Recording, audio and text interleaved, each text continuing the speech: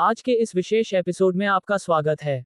आप सुन रहे हैं ज्ञानी शर्मा जी का 39वां पॉडकास्ट और 180वां एपिसोड। मैं हूं आपका होस्ट प्रभु और आज हम बात करेंगे भारत के आईटी सेक्टर में तेजी से हो रहे उस बदलाव की जो आर्टिफिशियल इंटेलिजेंस यानी आई की वजह से पूरी इंडस्ट्री को नए रूप में ढाल रहा है। दोस्तों, कई वर्षों तक भारत का आईटी सेक्टर लाखों युवाओं के लिए स्टेबल करियर, अच्छी सैलरी और ग्लोबल अपॉर्चुनिटीज का प्रतीक रहा।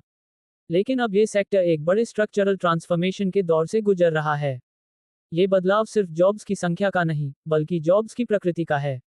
हाल ही में कई बड़ी आईटी कंपनियां जैसे कॉग्निजेंट कॉस्ट कटिंग और प्रोडक्टिविटी बढ़ाने के लिए नई स्ट्रैटेजीज अपना रही हैं। कई लोगों को लगता है कि हायरिंग रुक गई है, लेकिन सच्चाई यह है कि हायरिंग बंद नहीं हुई, बल्कि टैलेंट की डिमांड बदल गई है। पहले कंपनियां बड़े टीम्स बनाती थीं, लेकिन अब एआई टूल्स और ऑटोमेशन की मदद से वही काम कम लोगों द्वारा और ज्यादा तेजी से हो रहा है। इसी कारण कंपनियां अब आउटकम बेस्ड स्ट्रक्चर की तरफ बढ़ रही हैं।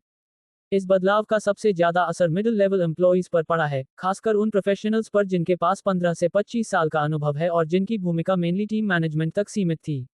अब AI enabled systems project tracking, reporting, coding assistance और वर्कफ्लो मैनेजमेंट जैसे कई काम खुद करने लगे हैं। इसलिए ट्रेडिशनल पीपल मैनेजमेंट रोल्स धीरे धीरे कम महत्वपूर्ण होते जा रहे हैं। आज कंपनियां ये देख रही हैं कि क्या व्यक्ति सिर्फ लोगों को मैनेज करता है या मेजरेबल बिजनेस आउटकम्स भी डिलीवर करता है। अब बात करते हैं एआई फर्स्ट हायरिंग स्ट्रैटेजी की। आज आईटी कंपनियां ऐसे प्रोफेशनल्स चाहती हैं जो एआई टूल्स, ऑटोमेशन और नई टेक्नोलॉजीज को तेजी से अपनाएं। इसीलिए एआई अवेयर फ्रेशर्स की डिमांड बढ़ रही है।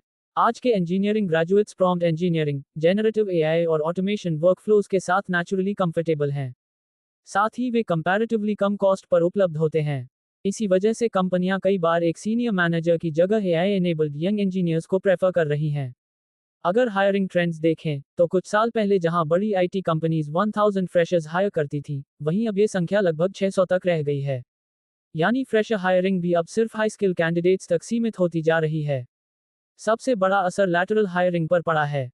कन्वेंशनल स्किल्स वाले प्रोफेशनल्स की हायरिंग पहले के मुकाबले काफी कम हो गई है और कंपटीशन बहुत बढ़ चुका है। लेकिन क्या इसका मतलब अपॉर्चुनिटीज खत्म हो रही हैं?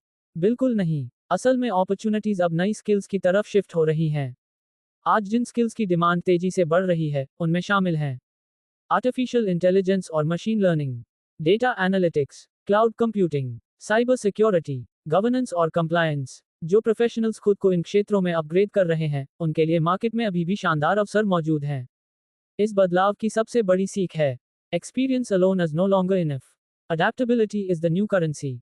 यदि कोई प्रोफेशनल लगातार नई टेक्नोलॉजी सीखता है, एआई टूल्स अपनाता है और बिजनेस इंपैक्ट क्रिएट करता है, तो उसके लिए भविष्य में भी अपार संभावनाएं रहेंगी।